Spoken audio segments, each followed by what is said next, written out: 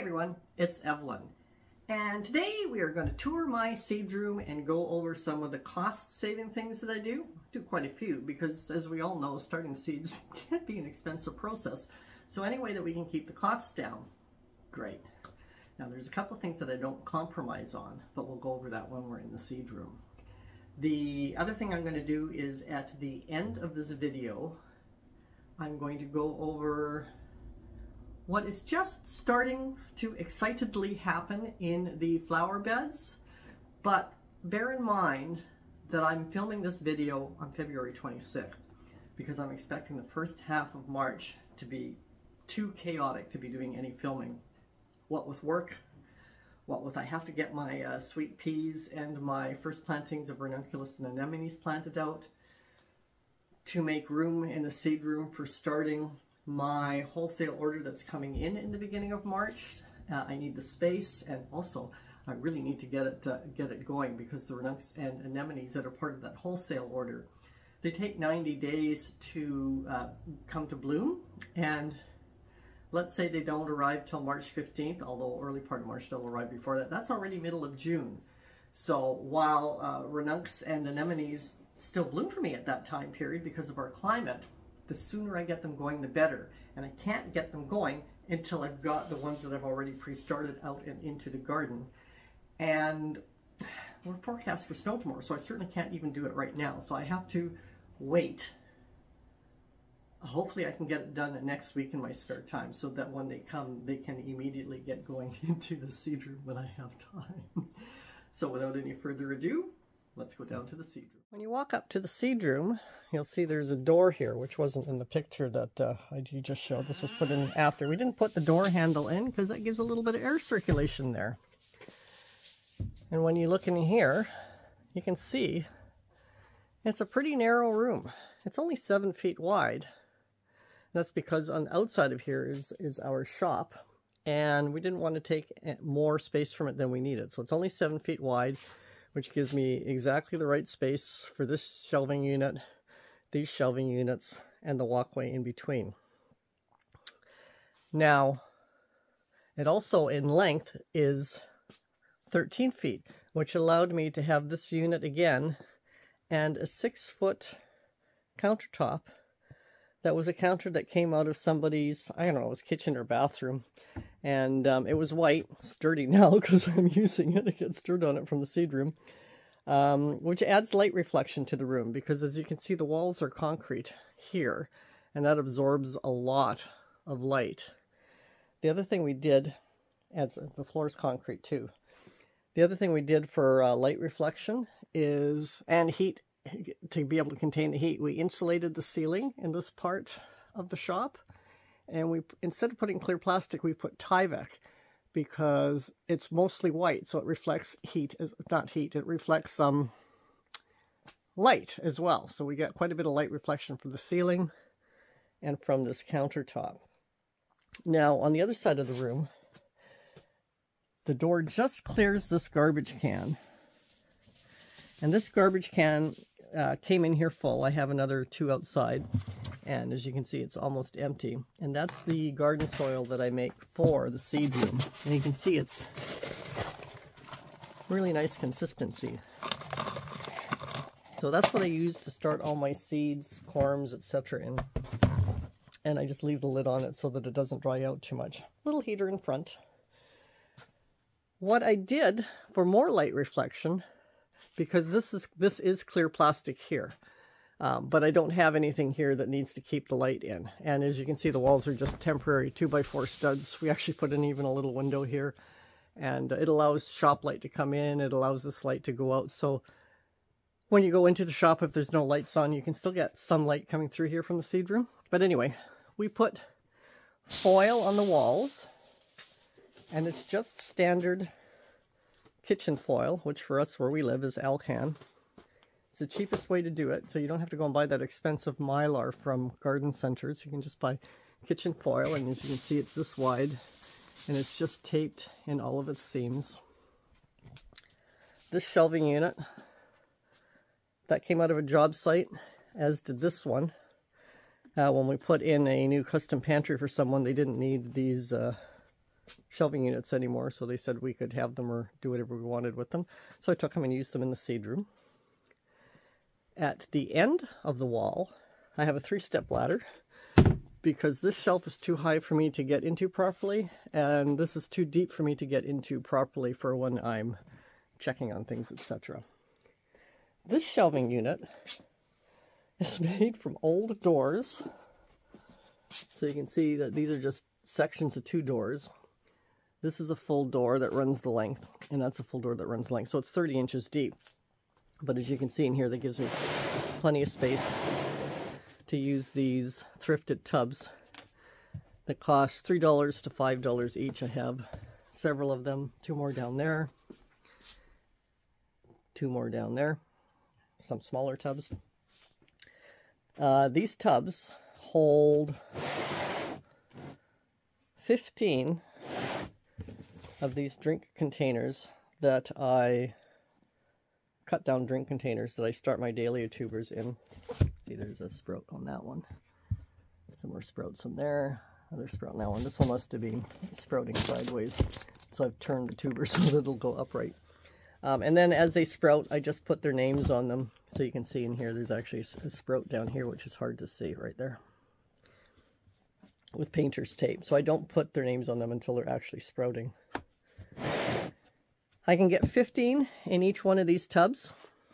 So on one of these deep shelves, I can get 30 started dahlia tubers.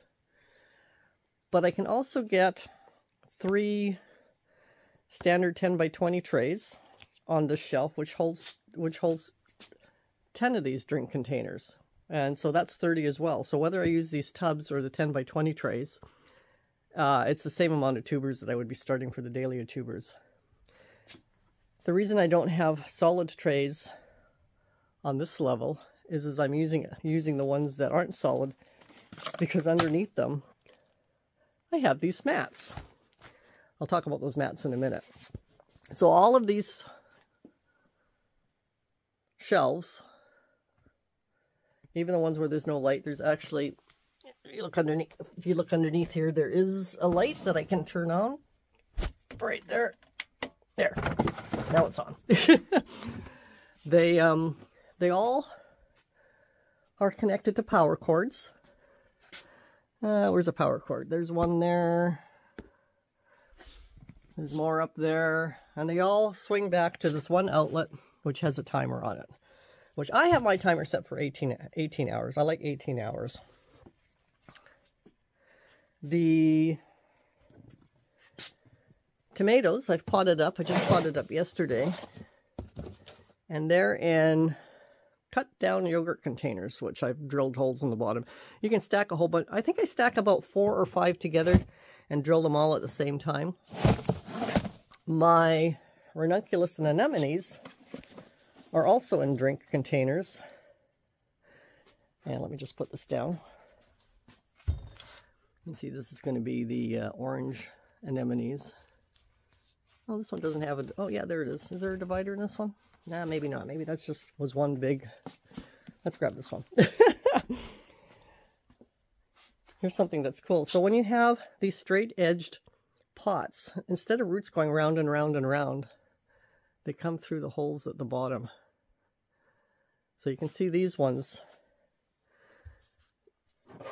there's 2, and I have a divider in there so I can get 2 growing at the same time without their roots getting too intermingled, because as you can see, the roots are already coming out of them all quite long. And see more roots. They'll all have roots coming out of them. You can see them down there along the bottom roots. And I can't plant them out yet because it's going to potentially snow tomorrow. It'll be our second snow of the season. We had one in January, had 4 inches. It lasted for a few days. Tomorrow it's supposed to snow maybe about 1 inch. And the next day it'll be raining, so it'll be gone. But I don't want to be planting anything out if it's going to snow. So that's the recycle containers that I use. They're the things that they are put in. Even these guys, these were all given to me. None of these are new. You can actually see that this is doubled up because there's... See, this one's got a big crack on it there. The one on the inside probably has a crack on the other side, so I just double them up and then they're fine. These are my snapdragons. They're all doing good. I'm just gonna, I like to do this with my hand to help toughen them up. Same as with my bachelor buttons, just run my hand and arm along them to toughen them up. And of course the same goes for my ranunculus and my anemones. Over here, I have my petunias. They're starting to grow nicely.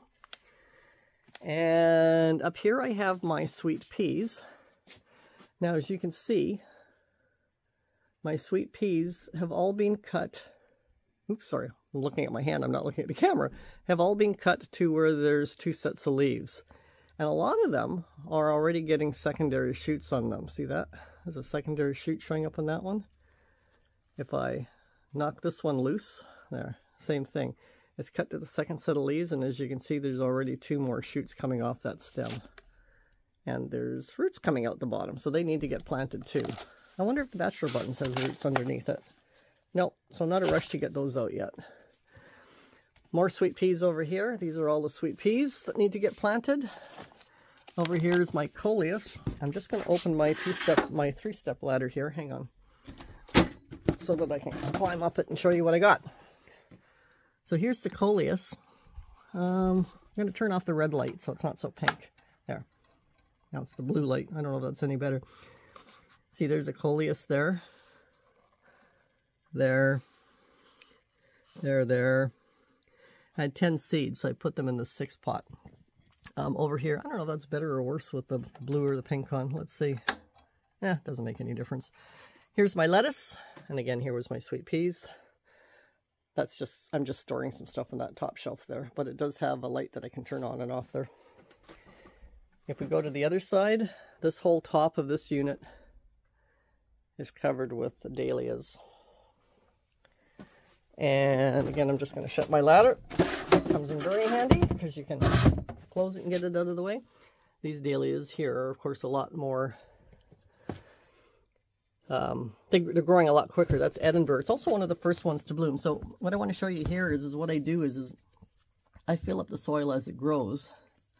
But before I fill up the soil, I will just snip off the bottom leaves, let that heal over the course of 24 hours, and then this one will get filled up with soil to the top. Same thing over here. I'll just snip off these leaves with my fingers, like that. I'll put them over here for now because they're good compost. And I do that with all the ones as they start to grow. And then I keep filling it up with soil until it's at the surface. And because these pots are all white on the inside, even though they're low down in the pot, they still get quite a bit of light on them. So another thing that I do for light reflection is I have these 2 large, how tall are they? 7 feet? 6 feet? They look like 6 feet. 6-foot mirrors that run floor to ceiling, and they reflect a lot of heat, light as well. And they are also from a job site for where we renovated somebody's closet. Inside these units, as you can see, I've also got foil on the side walls. The mirror at the back, lots of light reflection that way, so that even though there's only the one light in a 30-inch distance, the mirror at the back and the foil on the sides just really do reflect a ton of light. Now what I was going to tell you is I have these 2 really big trays. See that? There's one, and there's where one ends and there's where the other starts, which goes all the way to the wall. And they go all the way to the back and to the front. Those are upcycled too. Those came from when Leela and Esri were puppies, and we had to go to Kelowna to pick them up because that's where the breeder was. We bought 2 large puppy crates, one for inside our house and one for in the car, to bring them home because we had our 2 pups that we were getting, plus our friend got a sister of our 2 pups. So 3 puppies we were bringing back home from Kelowna. And we had the big dog crate in the back of the car. Aside from uploading the bottom rubber trays from the dog crates. We also upcycled, did I say uploaded? Upcycled, confusing my English here. We also upcycled in these big dog crates, you always get like a divider panel so that you can increase space as your puppy grows. Now, we didn't use it because we had 2 puppies in it and we wanted to give them enough room for the 2 of them to be in there. But because we had the 2 dog crates, we had these 2 divider panels. Well, we used those. And what we did is because now that we had puppies, we wanted to be able to close off our deck if need be so that they couldn't run down the stairs and into our yard. We also wanted to, if they were in the yard, as they got a little bit bigger, we didn't want them to run up the 3 steps to the landing where our gate is if somebody was opening the gate to come and go and get out onto the street. So we created a double gate system. So the light in here is not very good, my apologies, but it is a seed room. So there's one other thing that I upcycle down in here, and that is milk jugs. I have 3 of them, and I keep water in them. I fill them up before I come in here if they're empty, and I let them condition to the temperature of the seed room before I use the water, because I believe that just as with rain, the water is usually the same temperature as the soil. So you don't want to be shocking cold, shocking warm. The easiest thing to do is simply get the water to regulate itself to the air temperature. Now, when I water, if I'm watering the trays, like with the bachelor buttons and the snapdragons, etc., I can use this to pour it in. The dahlias, I'm still spraying. And that's something, I use one of the pump sprayers because I'm not going to upcycle something for the convenience of a pump sprayer. They're so handy. They are worth every dollar you spend on them. The other thing that I am not upcycling is the lights that I use on my grow shelves. I use LED lights. I don't buy the most expensive ones. They're just all from Home Depot. But they all have an on and off switch. They all have, you can have the pink light, you can have the blue light. I leave them both on for full spectrum. And because of the lumens, I think it's the lumens that they put out, I don't have to raise and lower them with the seedlings. They can stay at the height that they're at, and the plants get enough light to grow.